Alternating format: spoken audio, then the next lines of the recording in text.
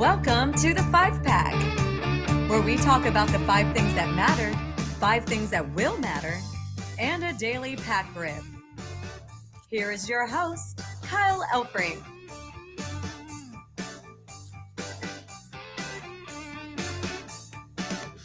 Welcome in on a Tuesday afternoon for some of you, morning still for many of you. This is the 5-Pack right here on the Better Sports Network. Kyle Elfrink alongside our producer, Heather Klein. Hope everybody is doing well today, and hopefully everybody out there is wearing 2 socks, preferably matching socks. Now, if you're in flip-flops down south, or maybe you're one of those weirdos who wears Birkenstocks still, I'll let you slide without wearing the socks. But I tell you, for everybody else, we want 2 socks on because today is National Lost Sock Memorial Day. So preferably both your socks match tonight. But if they do not, understand that today is a day to kind of sit back and remember the lost sock, which I think most of us lose a sock. Like literally every time you do the laundry, there's always that orphan sock somewhere out there. Today, we honor those socks on May the 9th. Hope everyone is doing well. Fun Monday, and we're going to have a fun Tuesday. Over the next hour, we'll give you 5 things that do matter as we get rolling on this Tuesday. We'll give you 5 things that will matter. And of course, we have the ever popular Pack Rip. And today is a rip. 1988 Score Baseball. Year number 1 of Score Baseball. A very colorful set, I think it's safe to say. There's reds, there's purples, there's greens, there's yellows, there's oranges. Like Score said, all you other baseball cards that are going to have your consistent look, every card looks the same. We're not going to do that. And I don't know how Score decided. I'm sure there is some strategy to, in this 1988 card set, how they decided which colors go with which players or which teams. I don't know the strategy. Maybe I'll look it up here during a break. But they were unique and they were different. And we'll see what the color breakdown is. The rainbow of Score baseball cards coming your way near the tail end of the show. But we begin today's festivities with the 5 things that matter. As I say quite often, I am here every day on the 5-Pack to take care of those of you who don't get to sit around and watch sports. You love sports, but you also have to show love maybe for your job, for your family, for your friends, for cleaning the house, whatever it is. You don't get to sit on your rump every single night or every single day and enjoy all the sports world graces us with. So I'm here to tell you what you might have missed. I'm here to tell you what you need to care about, what you should care about. And a lot of times we kind of preview the day before and then we talk about it the next day. So we'll do some of that. And we got 5 things coming up here. We have 5 things coming up later. I am buying time right now. If you did not notice, we're uploading some videos. So we'll get to the 5 things that do matter. Want to start with our NHL draft. And we talked about this a bit yesterday. We had all the ping pong balls. We had all the losing hockey teams. We had Gary Bettman rather to go through a very, I recommended this yesterday, but now I should have never recommended it. It's hugely confusing as to how the NHL decides who gets the number 1 pick. It's not as simple, seriously, as just a ping pong ball popping out. It's not that simple. But yesterday, there were a lot of eyes. There was a ton of attention on who would get the number 1 pick in this year's NHL draft. Everybody wanted to get their hands on Connor Bedard, who isn't even a legal adult yet. The dude is 17 years old, but everybody says, and there's no doubt, he's the number 1 pick. The question is, where would he start his NHL career? Last night, we got our answer. Selection in the 2023 NHL Draft belongs to the Chicago.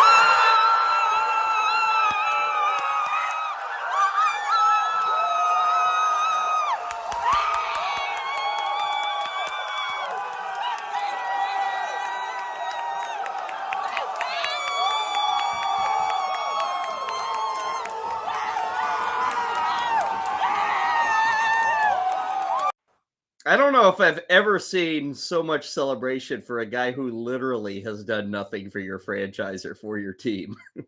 Obviously, that is a Blackhawks watch party. That might even be most of the front office there in Chicago. They have not had a lot to cheer about in Chicago with the Blackhawks, and they just, in effect, ended an era with the Blackhawks. You go back 10 years ago, 10, 15 years ago, Blackhawks were the toast of the NHL. They had Patrick Kane, they had Jonathan Toews. Those two guys were selected in back-to-back drafts.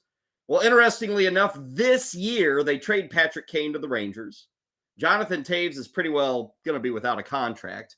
It's a new start with the Blackhawks. And what do you know? They win the lottery and they get Connor Bedard. And I'll say this. I was thinking about this morning.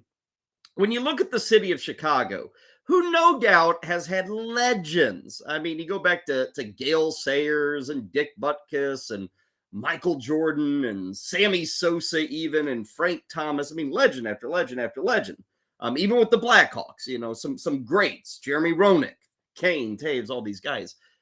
Right now in Chicago, there's a bit of a vacuum for that next guy who becomes the toast of town. Now, Justin Fields has a chance to do it. He has an opportunity to do it with the Chicago Bears. But I don't see much else on the Bears side that says, oh, yeah, that guy can take over the town. The Bulls?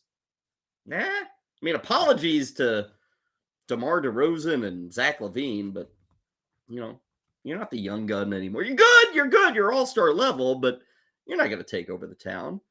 The Cubs don't really have anything. The White Sox are horrid. We thought we'd be talking a lot about Luis Robert or Eloy Jimenez. We're not. Those guys are always hurt. So really, there is this gap. There is this vacuum in the city of Chicago, a place that has given us sports hero after sports hero. Maybe Connor Bedard's that guy. He is going to be the number one pick. I know this because you can't even get odds right now on who will be the number one pick. It is such a certainty that Connor Bedard will be the guy that over at DraftKings, they don't even have odds on who's going to be the number one pick. They do have odds on who's going to be the number two pick. And I talked about this guy yesterday. It is Adam Fantilli, and he is also a pretty rock solid number two pick. His odds right now to go number two are minus 450. The next guy is like plus 650. Leo Carlson, if you care. So the Blackhawks were winners last night. They didn't do a whole lot of winning this season, but they win the sweepstakes last night and a chance to kind of flip around that franchise. They have not been good the last 5 years. They had a awful scandal with some, issues off the ice in the minor league, so on and so forth. They're still trying to recover from that. So we'll see if this is the start of a new day for the Blackhawks. The NHL draft, by the way, going to be in Nashville this season. June the 28th is night one. So we're still about 7 weeks away from that.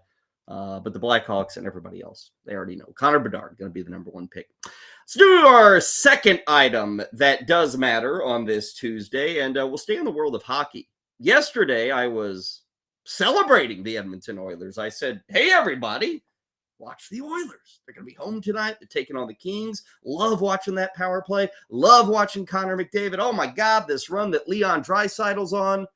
Well, stop the presses. Hit the brakes. I got to give a little love to the Las Vegas Knights, who not only got a road win last night in Game 3, but they did it with their backup goalie, Aiden Hill.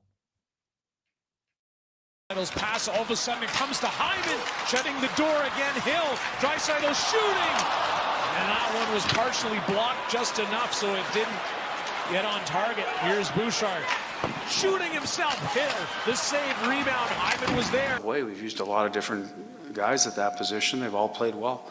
So I think that's the good part for us, is we know the guy going in there is going to give us some timely saves.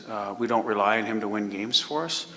Might have to happen here or there, but in general, we have tried to play well in front of our goaltender, no matter who's in there, and that's, just product where we started in September. We wanted to be a better defensive team, and Most nights we feel we are, not every night. And I think Kelly did a good job, made some saves when he needed to. We didn't tax him with a lot of sustained pressure shifts, and it worked out well for us.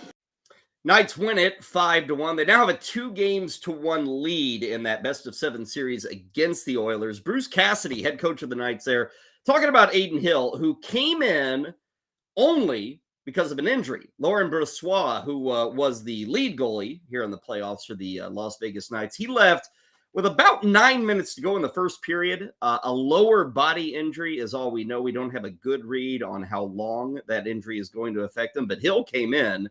And against the Oilers, let me remind you, against the Edmonton Oilers, 24 shots faced and 24 saves made by Adin Hill. Now, he's not a young tiger by any stretch. It's his 6th season. The Knights are his 3rd team in 3 seasons. He just did well. And hey, give credit to the Knights offense, too. They actually fell down 1-0 on the road in Edmonton just a mere 3 minutes into that game last night. And we know how Edmonton can roll. But from that point, the Knights scored 5 successive goals. They get the 5-1 victory. Jonathan Marchessault with a couple of big goals in the first period. Of note with the Oilers, I talk a lot about that power play. Last night, they only got 2 power play opportunities. They went 0-2 on those opportunities. Compare that to games 1 and 2, which were in Vegas, where Edmonton got the split. Oilers had 9 power play opportunities in those 2 games. So they only had 2 last night. It's huge. That's a giant key. If Vegas is going to win this, or if the Oilers are going to win this, it's getting on the power play. Like, that is going to be decisive. We'll see if Adin Hill is asked to do it again. Game 4 is coming up tomorrow night. It's a 10 o'clock drop of the puck. You'll be able to catch it on ESPN. Right now, the series odds are favoring the Golden Knights. They are listed at -140. Edmonton +120. So still not decisive one way or the other. But the Golden Knights get the big win last night, and they now lead that series 2-1. Let's go out west, even further west than Edmonton, and a little bit south. Go to Los Angeles for some NBA playoff action. Warriors and Lakers. And when you tune into that game last night, you're thinking, wow, this is going to be good. We get LeBron, we get Steph, we get Thompson, we get Draymond, we get Anthony Davis. Man, all these superstars. This is going to be awesome. Well, you know what? Those superstars were important last night, but nobody was more important than a guy named Lonnie Walker IV. He helps our offense with our pace. Thank you, Coach. Thank you. Thanks to Darvin Ham. Lonnie Walker gets up the first shot of the 4th, and number 4 drills a 3 for LA. Garbage time minutes in game 2, and Darvin Ham went back to him for 20.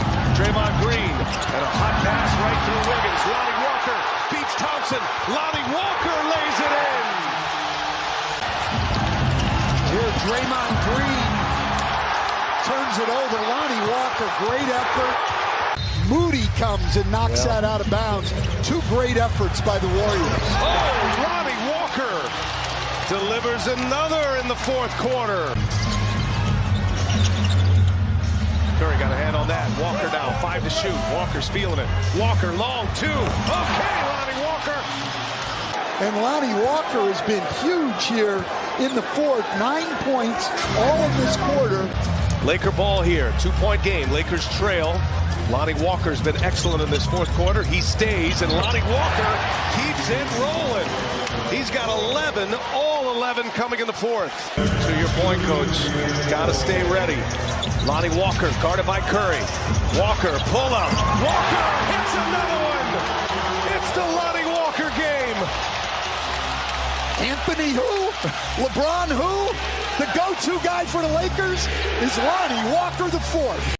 He owned the 4th. He had 15 points in that 4th quarter, and the LA Lakers, who trailed by 7 points going into that final frame, they come back for a 104-101 victory, and they're now up 3-1 on the Golden State Warriors. Look at that box score in the 4th quarter. Golden State as a team featuring Steph Curry, Klay Thompson, Jordan Poole, and others. They had 17 points in the 4th quarter. Lonnie Walker IV had 15 points in the fourth quarter. And hey, LeBron and Anthony Davis was good. I said this yesterday. Anthony Davis, he's like the talisman here. You know, what he does is how the Lakers go. And what were his numbers? 23 points, 15 boards, 3 steals. He was big. LeBron, 27 points, 9 boards, 6 assists. These guys were big. But Lonnie Walker IV, in crunch time, stepping up. Interesting factoid here. It had been 26 years to the day that the Lakers last had somebody come off the bench in the fourth quarter of a playoff game and score at least 15 points. That was 26 years ago yesterday, courtesy of Kobe Bryant. I don't even think Lonnie Walker was alive 26 years ago. Now, who the hell is Lonnie Walker? He's a young guy, but he's a bench guy. He's not really... I shouldn't say this. He starts on occasion. He is not anybody who has like superstar written for him. He's only 24 years old, started his career with the Spurs, came over to the Lakers in a trade. He is kind of continuing a trend we've seen from the Lakers in the playoffs where, again, they have LeBron and Davis. But if you look at their run in the playoffs, whether it was against Memphis or Golden State, Rui Hachimura has had big games. Dennis Schroeder has had a big game or two. Last night, Austin Reeves, nobody talks about him. He had a nice game. So other guys have stepped up for the Lakers, and last night it was Lonnie Walker IV, who didn't even average 12 points a game this season, and he had 15 in the fourth quarter last night. Mention a 3-1 lead for the Lakers on the Warriors. This series will now go back to Golden State. Tomorrow night is game number 5, 10 o'clock. Now, Golden State is a favorite there by 6.5 points, but the series odds are heavy, heavy, heavy on the Lakers, and they should be. Again, 3-1. They need one more win, and they clinch it. They'll be in the Western Conference Finals if they get that win. I don't think anybody, it was nice to see the Lakers in the playoffs, but everybody said, they're no good. LeBron's old. Anthony Davis is too fragile. They might not even get out of the play-in round. Well, they got through the play-in. They got through the Grizzlies.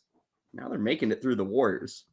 Kind of getting serious now with the Lakers, isn't it? Series odds. Lakers are listed at -500 right now to take this series, and Golden State is plus 380.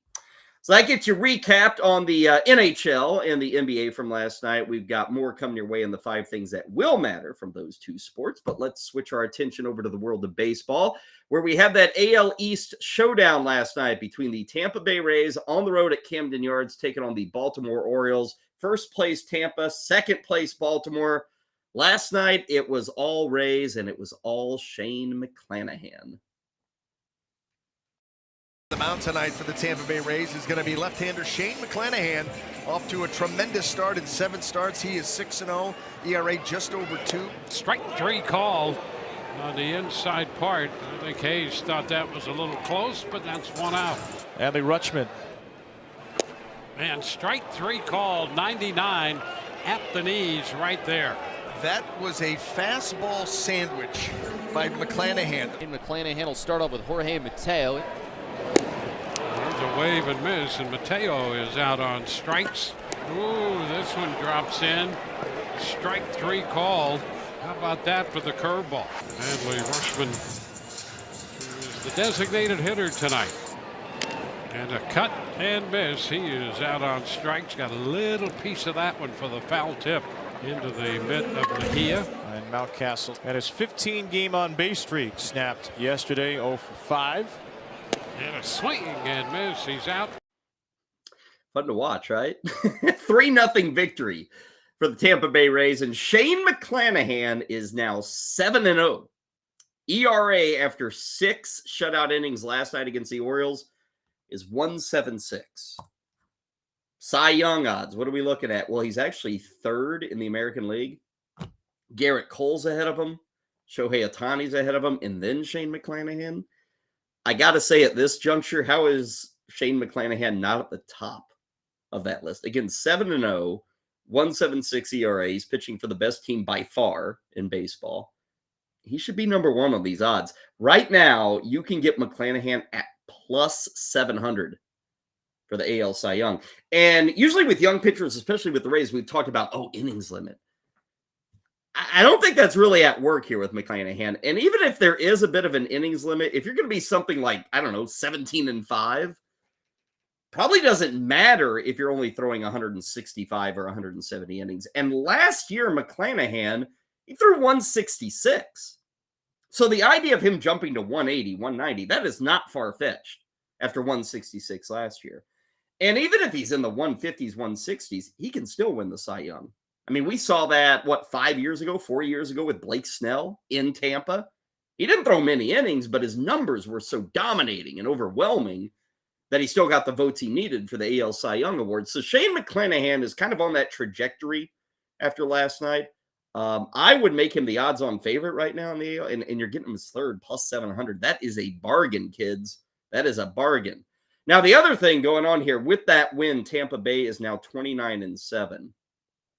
In the last 80-plus seasons, there has only been one team with a better start through their first 36 games, and that was the Detroit Tigers. Tigers in 84, who led from wire to wire. They won on opening day, and then they won the World Series on the final day of the season. They were first place all year long. They kind of had that epic 84 campaign. It's kind of what we're looking at with Tampa Bay. Two teams in over 8 decades of baseball have had this kind of start. Detroit in 84, and now the Tampa Bay Rays in 2023.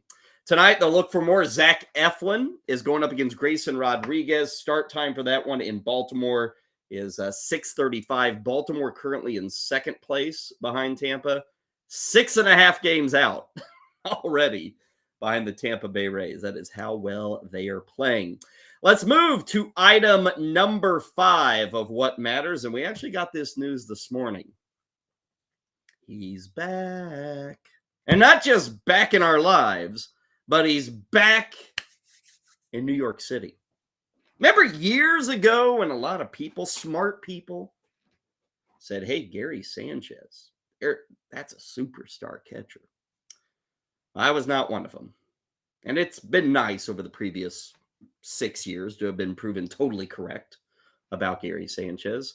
He is now a journeyman, and he has taken his journey, as you can see there, to the New York Mets. He's off to Queens. He has left the Bronx. He went to Minneapolis. He went to San Francisco. He went to Sacramento. Now he's with the Mets. Now he's not in Queens just yet. He's going to have to earn his way up to the big league squad. He has signed a minor league deal with AAA Syracuse. Gary Sanchez is one of these guys who you have to remind yourself, even when it's good early on, that does not mean it's going to be good later on. Gary Sanchez finished second in Rookie of the Year voting in 2016. He made the All-Star game in 2017, and then he just stopped hitting. And, of course, his defense sucked. You don't even want him as a catcher anymore. The Yankees moved on. They traded him to Minnesota. He hit 200 last year? Played 120 games. I think he had 16 home runs. He was not pitiful, but he was just a guy. San Francisco, nobody wanted him in the offseason, so San Francisco gave him a minor league deal. Didn't do anything in spring training. He went to AAA Sacramento, by the way. Didn't do anything there. What are the numbers? In Sacramento, 16 games at AAA. He hit 164 with a 501 OPS. Now, you might think to yourself, wow, that's really bad. 164 with a 501 OPS. It is bad. But you know who is just as bad as those AAA numbers that Gary Sanchez put up? How about the catchers for the New York Mets this year? Yes, I'm talking about you, Thomas Nido, Francisco Alvarez, Omar Narvaez.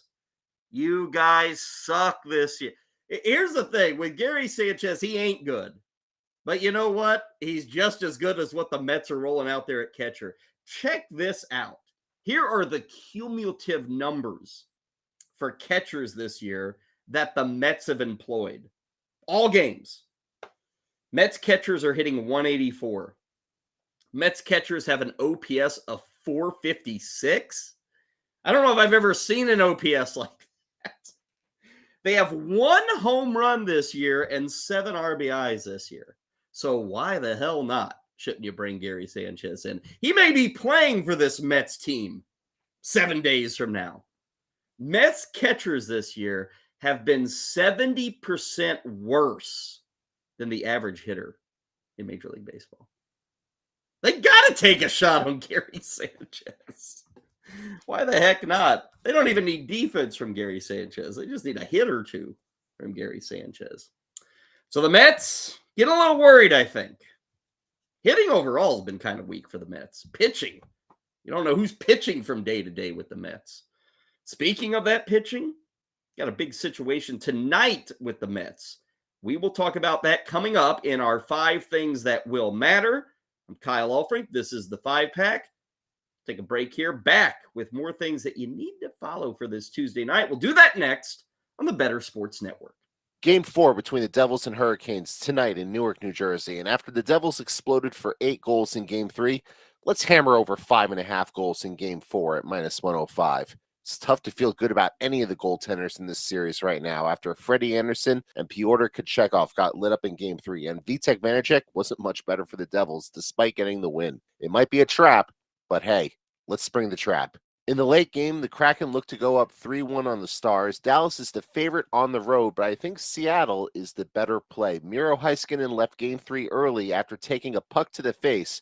It would be a huge loss if he can't go, as he's Dallas's #1 defenseman. Dallas has struggled to keep the Kraken off the scoreboard even with Heiskanen in play, and so it's going to be a taller order if he can't go. Take the Kraken plus 115 on the money line. Be sure to check out the comments below for a special offer from our friends at Fantasy Alarm.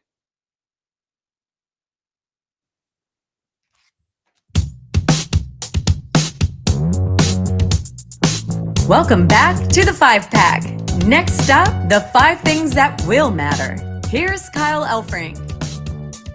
Yes, indeed. We got some superstars to talk about in the 5 things that will matter. We welcome back into the 5-pack. We're here each and every day from 12 to 1 o'clock Eastern as we get you set for the sports world, what you may have missed the night before, what you need to look forward to tonight. Speaking of tonight, while you enjoy the sports world at large, a reminder that we've got shows coming your way, kind of our Tuesday specials, if you will. 7 o'clock is the Tour Junkies. Pat Perry, David Barnett getting you set for this week. I think they are off to Texas for the AT&T Byron Nelson Classic. So that'll be taking place Thursday, Friday, Saturday, and Sunday. Tonight at 7 o'clock, those guys will get you set from a DFS and fantasy perspective.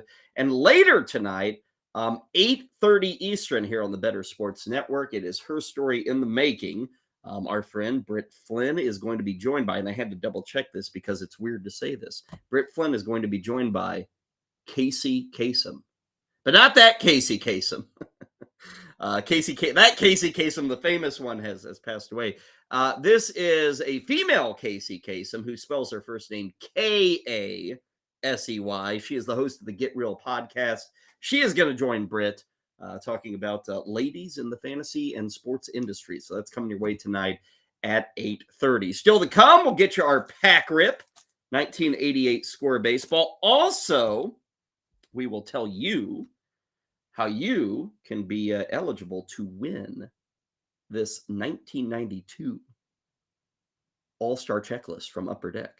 Now, this is a cool checklist because of the guy on the front.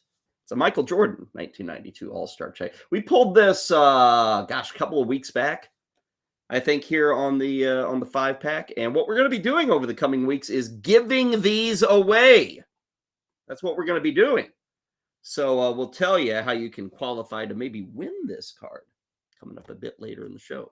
Right now, though, let's get to our 5 things that will matter for tonight. And I noted that we're going to talk some superstars. Let's start with a big one for the New York Yankees.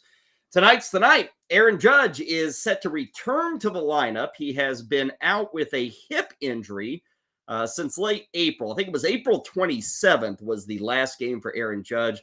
Due to be off the IL, pretty well a 10-day light stay for Aaron Judge. Without the big bopper in the lineup, the Yankees went 4-6. They also averaged only about 3.5 runs. So as you might expect, yes, they need Aaron Judge. And remember, they still don't have Giancarlo Stanton. They still don't have Carlos Rodon.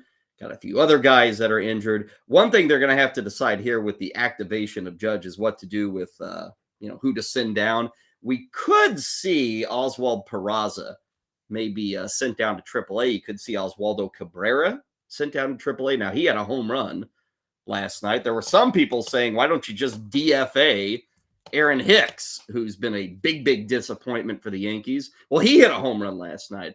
I would guess Peraza is probably the guy going down to the minor leagues. He's been dealing with an ankle injury, hasn't played a whole lot in the last week, so that kind of is the easy solution for the Yanks. But Judge is going to be in the lineup tonight as they take on the Oakland A's. Aaron Boone was asked about, hey, are there any limitations on Aaron Judge coming off the hip injury? And here's what he said. That's the plan, but we'll see where he's at. I mean, that was the calculus in this weekend. It's like, do we want to push him back out there if he's 85, 90%?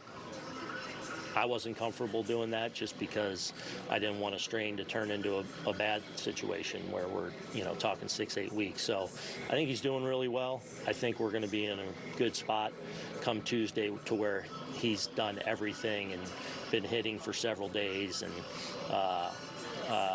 so I would expect we roll when we go on Tuesday.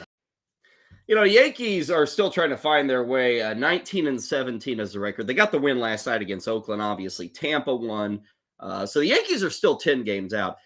Trying to find their way, and a lot of it is offensively, where to hit Judge. So we'll see where he returns tonight. Is it, last season when he was going for that record, they let him off.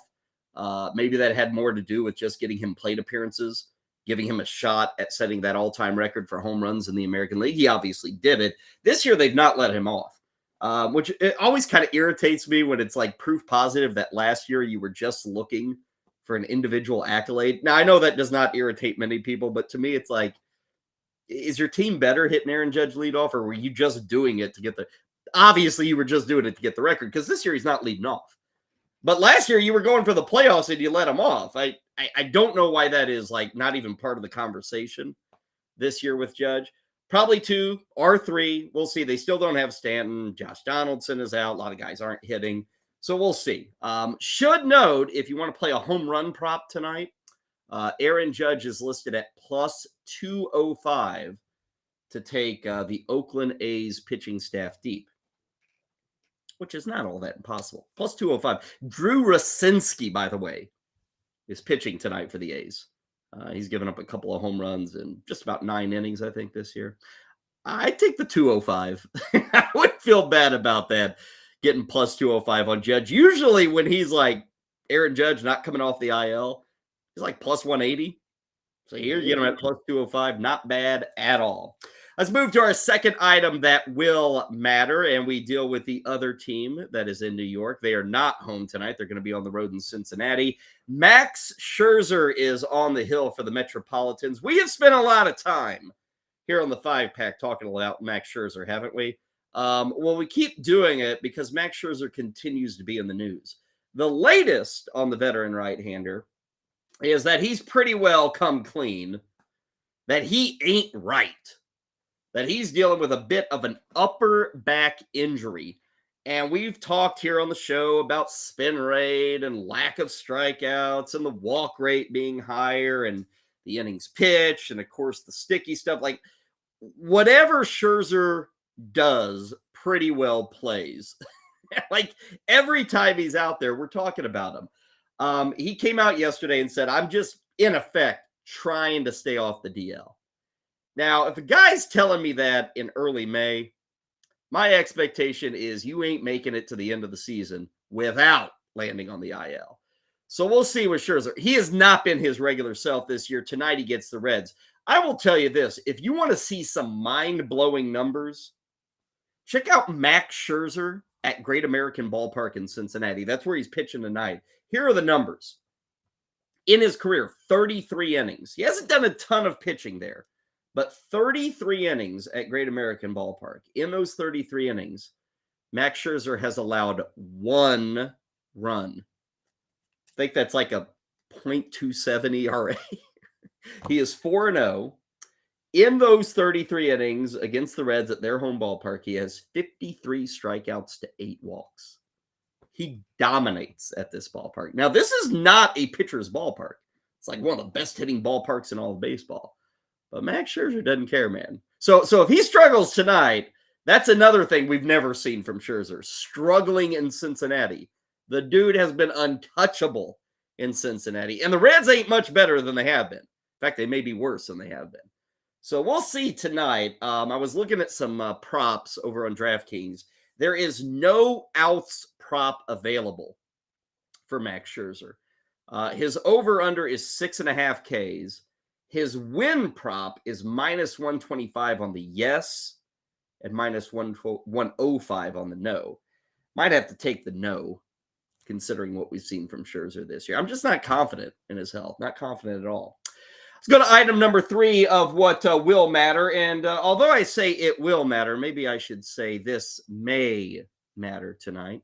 Boston Red Sox opening up a series in Atlanta. This will mark the return of Kenley Jansen to Atlanta.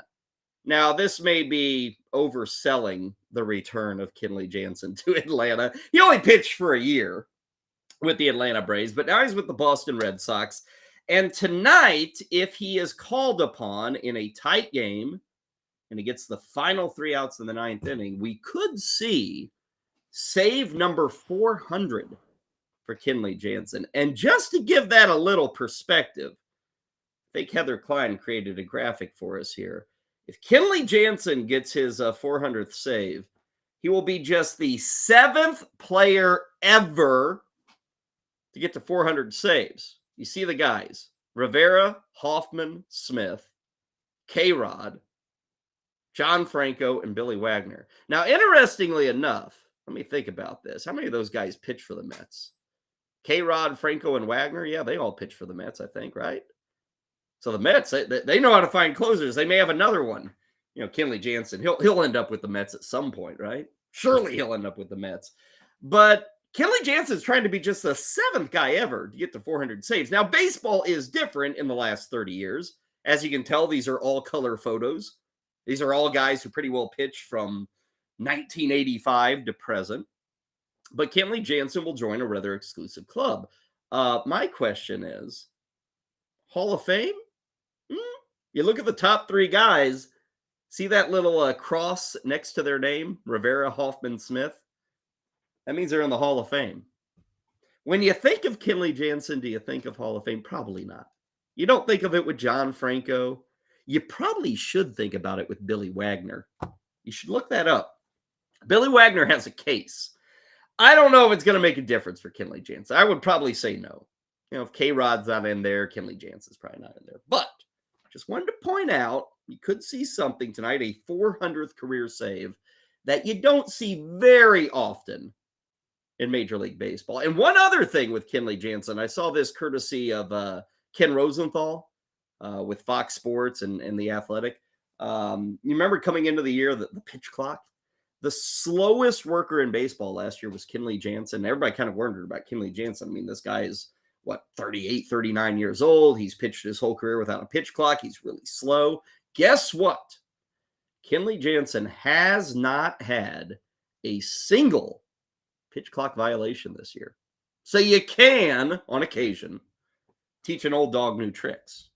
Kenley Jansen's that old dog, yet to have a pitch clock violation. And that was a guy everybody said, oh, he's going to have him, right? Doesn't have one. And he's pitched really good this year. 8 saves. K to walk ratio is 16-3. I think he's allowed 2 runs all season. Been really, really good. Braves going to be hosting the Red Sox tonight. And if Boston can get that win, Boston over 500, by the way, Jansen could lock up his 400th save tonight. Let's go to the NBA side of things for our next item that will matter. Pivotal game 5s for a couple of home favorites. Tonight in Boston and tonight in Denver, the Celtics and the Nuggets will be the home teams trying to stave off an upset. Right now, both of these teams, Boston and Denver, are tied at 2 games apiece in their series. Celtics taking on the Sixers, Nuggets taking on the Suns. Now, both will be home tonight. Right now, these 2 teams, Celtics and Nuggets, are the top 2 seeds still alive in their respective conference. So, a lot of pressure here. You can't lose this game 5. And if you look at this Boston-Philly series, what we have seen is in the losses by Boston, game 1 and 4, it was all James Harden. I mean, it was totally driven by how James Harden was playing. In the Celtic wins in games 2 and 3, it was all driven by the start. If the Celtics get off to a quick start, they've rolled. So that'll be the key tonight, getting off to a quick start. If you look at the odds right now, 7:30 this evening, TNT will have the broadcast. Boston is favored by 7.5, and they are still a very significant lead for the series. Boston minus 330, Philly is plus 265. Now, as for the Nuggets tonight, that game will be right after the Celtics and the Philly and the 76ers. 10 o'clock tonight, TNT. Denver's favored by 5.5. Series odds there are much closer. Denver is minus 165. Again, Boston twice as long, minus 330. Twice as bad, I guess you could say. Minus 330 for their odds. Phoenix is plus 140 in this series.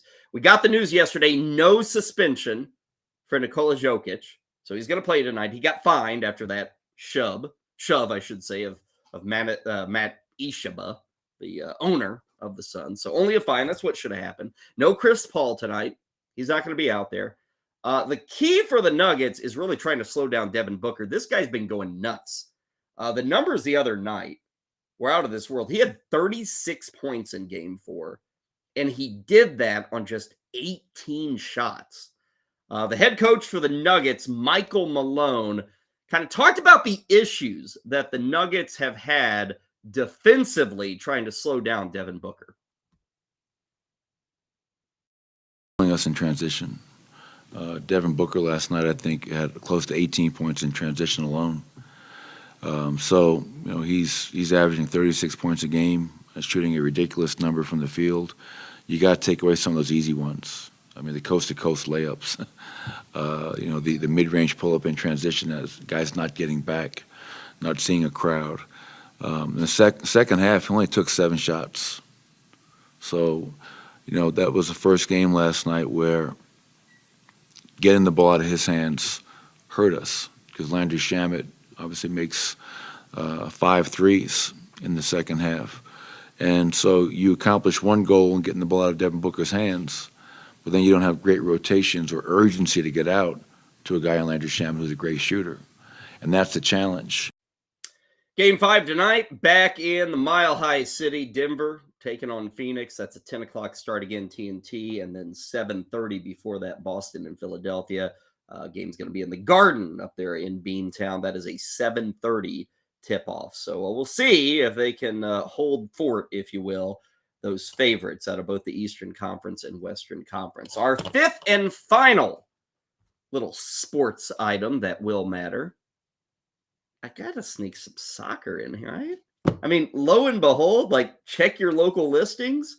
But today at 3 o'clock on CBS, nonetheless, not some random soccer channel buried in the 200s of your channel catalog, but on CBS, no soap operas on this Tuesday afternoon. Instead, we've got soccer on this Tuesday afternoon. 3 o'clock, biggie. Biggie. That's Real Madrid against Manchester City. This is the semifinals of the Champions League. They're down to the final 4 teams. Now, I understand many of you don't know what the hell I'm talking about. This tournament has been going on for 5 months, 6 months. We started with 32. We're down to the final 4. These are only club teams.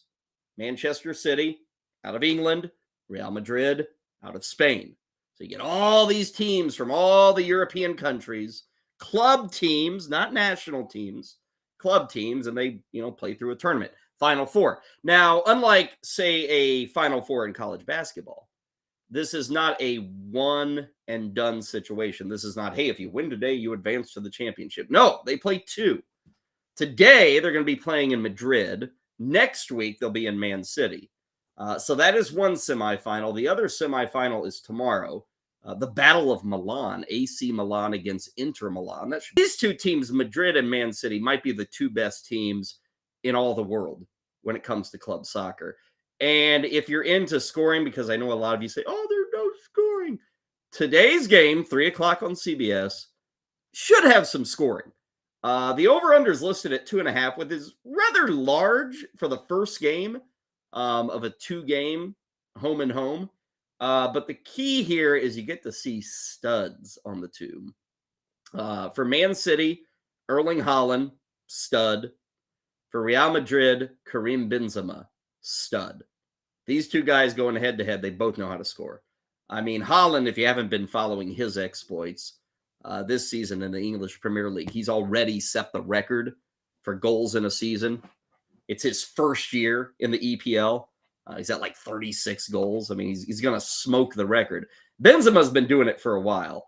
But these two guys facing off today, it should be fun. Now, it's game 1 of 2. Again, they're going to have another match next week. They'll play in Man City. And the way you advance is on aggregate. So let's say Man City wins today, but Madrid wins next week. You have a split. What do? Well, who had the most goals? Well, if they're tied there, then they go to shootouts. So it's a little bit of a different scenario as opposed to what many of us Americans think of as a semifinal. It's a two-legged semifinal. The odds today, Real Madrid to win plus 220. Man City as the visitor is plus 115. You don't see that very often.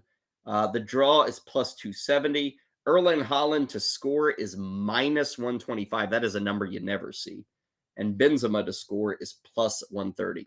Again, that's 3 o'clock today, a little afternoon, big time football action with Real Madrid hosting Man City. And tomorrow, Milan versus Milan, AC against Inter. I think that's also a 3 o'clock start coming up on Wednesday. So it's not just all basketball, hockey, and baseball. Yes, there is some big time soccer today. By the way, this is not World Cup, but it's number 2 in terms of soccer titles, soccer championships, Champions League with a ton of history and a ton of interest to see who emerges with that title. Speaking of interest, can I interest you in any 1988 score baseball? Ah, yes, the Pack Rip is coming your way next, right here on the 5-Pack on the Better Sports Network. The NFL's biggest offseason story, obviously, the Lamar Jackson Baltimore Ravens contract saga, came to an end shortly before the NFL draft started. Earlier this week, Jackson met with the reporters and the press in the Baltimore area. What I found interesting is Jackson said he was a stat head and that with the weapons that they have in Baltimore this year, he think he can throw for 6,000 yards. I don't doubt Lamar Jackson when he says that he can do anything because Lamar Jackson probably could. Problem is, I don't see where a washed-up Odell Beckham or Zay Flowers really makes that big of a difference. Lamar Jackson is the weapon. Mark Andrews is the weapon. That running game is the weapon. Now, I know new OC Todd Monk is going to bring a new style to Baltimore, but to rely on those weapons could be a mistake. Curious in your thoughts? Check out the comments below for a special offer from our friends at Fantasy Alarm.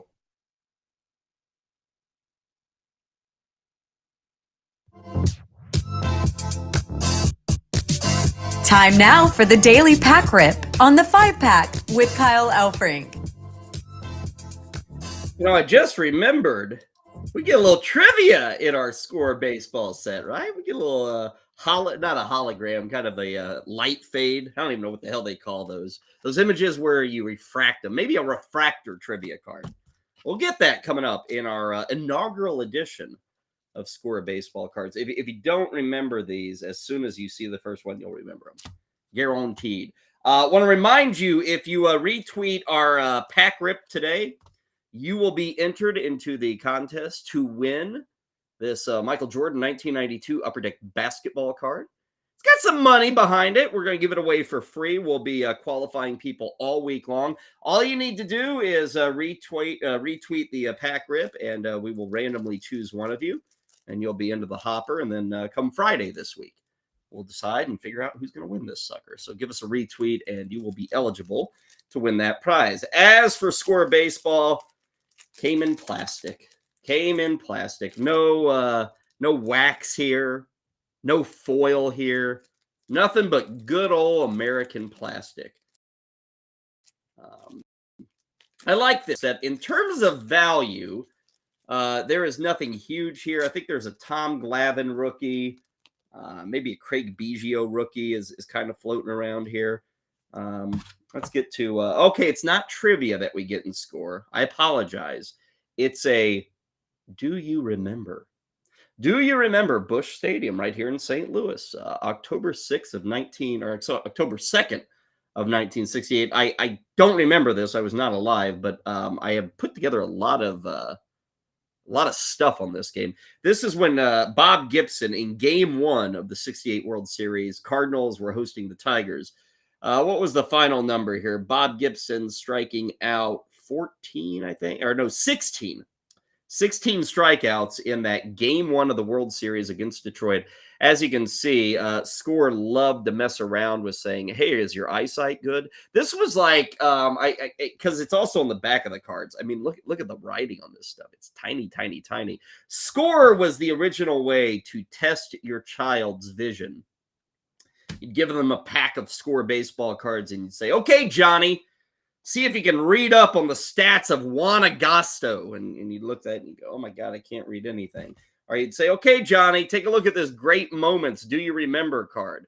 Can you read that on the back? And if you couldn't, you needed your eyes checked. Now, today I cannot read it, so I do need my eyes checked. But to the original story, I was actually lucky enough, and golly, this is almost 25 years ago. I was working at KMOX Radio in St. Louis. I was an intern. It was 1998, 30th anniversary of this 68 season, which for those who don't know, the 68 baseball season, a legendary year. It was the year of the pitcher, Bob Gibson, who had this great moment in the World Series in Game 1. He had a 1.12 ERA that season, something we'd never seen since. We haven't even really come close. Maybe Pedro Martinez a couple of years, Maddox, Johnson, but never seen a 1.12 ERA over the course of a whole season. So Gibson did that in 68, and we were putting together a special at KMOX, the 30-year special of Bob Gibson's, and I was lucky enough to interview Ernie Harwell, the legendary Hall of Fame broadcaster for the Detroit Tigers, who actually called this game, who called this great moment in baseball history.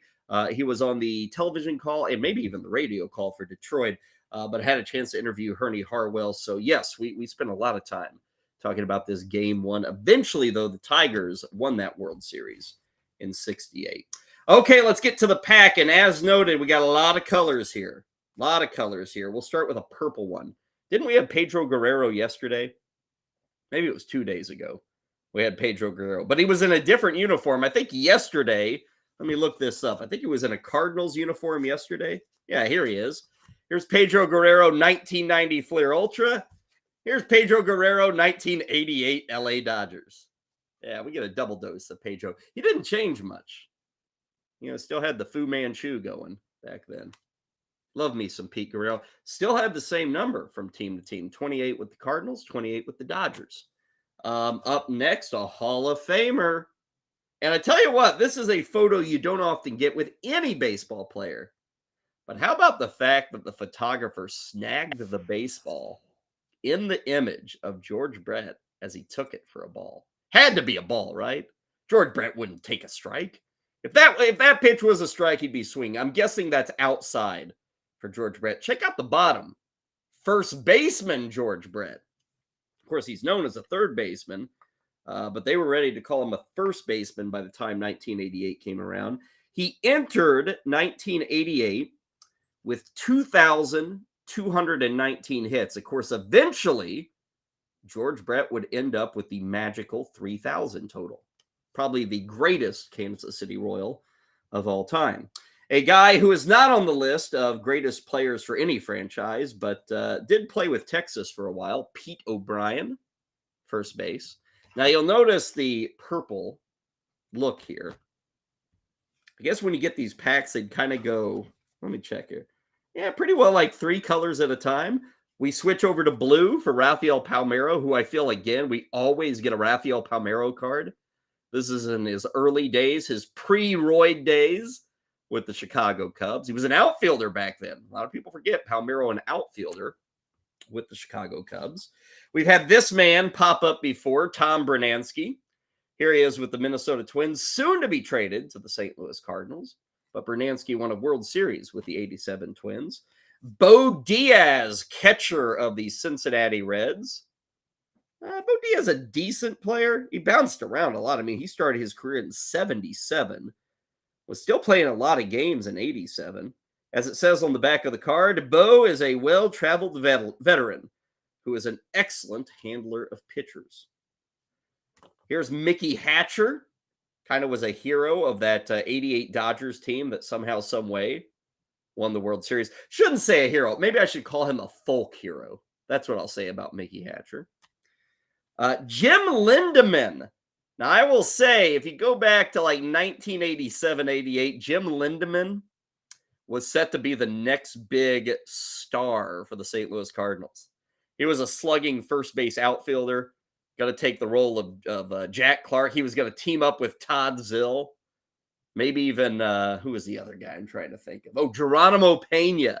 It was going to be like a Todd Zill, Jim Lindemann, Geronimo Pena, Bernard Gilkey, Ray Langford future in St. Louis. Lindemann had back troubles. That was his issue. He was a decent hitter, but just had too many back injuries. Jose Gonzalez. I know nothing of Jose Gonzalez, so let's learn something, shall we? Jose is a promising center fielder. I would doubt that because by the time this card came out, he was already 25 years old. I don't know if you're still promising. And he'd only played a grand total of 75 games in the big leagues. I don't know if you're promising. That's a little editorial insight there from the score writers. Dwayne Bruce, reliever for the Angels of Anaheim. At that point, though, they were just the California Angels, I think, back then. Tim Conroy, relief pitcher who did nothing in St. Louis, but he did wear pony cleats. You don't see pony around. Check out those cleats. Ponies. These were like the official cleats of softball players. So if you were a big leaguer wearing these, the writing was on the wall. This card might be worth something. Cal Ripken Jr. Tell you what, we got 2 Hall of Famers in this set today. Look at that. You don't always pull Hall of Famers, but we got 2 of them. George Brett, Cal Ripken. Look at that. Fun there. We would have had a third if this guy had stayed off the roids. But no, Rafael Palmeiro's not in there. Here's one of our favorite speedsters we talk about. Gerald Young makes another appearance on the pack rip. You know, these sets are like 700 cards, and yet we get the same guys all the time. What's up? Dave Stewart. Now, what's interesting about this is it's almost like the A's are wearing throwback unis. I don't think these were the regular jerseys. Yeah, these weren't the regular home jerseys for the A's. I don't believe. I mean, nowadays, everybody has a third, a fourth, a fifth jersey. Back then, not so much. You have a home and a road. But Dave Stewart, who was about the best pitcher in baseball in this era, just look at him. Nonchalant Dave Stewart. You want my photo? Yeah, take my photo. Here's a rookie prospect. I love seeing this one. I remember this card, Ron Gant. I've talked about my older brother before. He loved Will Clark. He also loved Ron Gant. We had a lot of these Ron Gant cards. Met Ron Gant many, many years after this card. He was a great dude. Ron Gant still does some broadcasting, I think, in the industry. Good, like 30-30 kind of talent. Here's a 1987 highlight of Kirby Puckett. Let's see the highlight. Kirby Puckett gets 10 hits over 2 straight games. Kirby Puckett, an absolute stud. 10 hits in 2 consecutive 9-inning games on August 29th and 30th. Went 4 for 5 in the first game with 2 homers. 6 straight hits, 2 more homers, 4 RBIs. Kirby Puckett, stud back then. Non-stud, Juan Augusto, reliever for the Astros. I tell you what, it's not every day that you get 3 Hall of Famers. Puckett, Brett, and Ripken. We'll try it again tomorrow.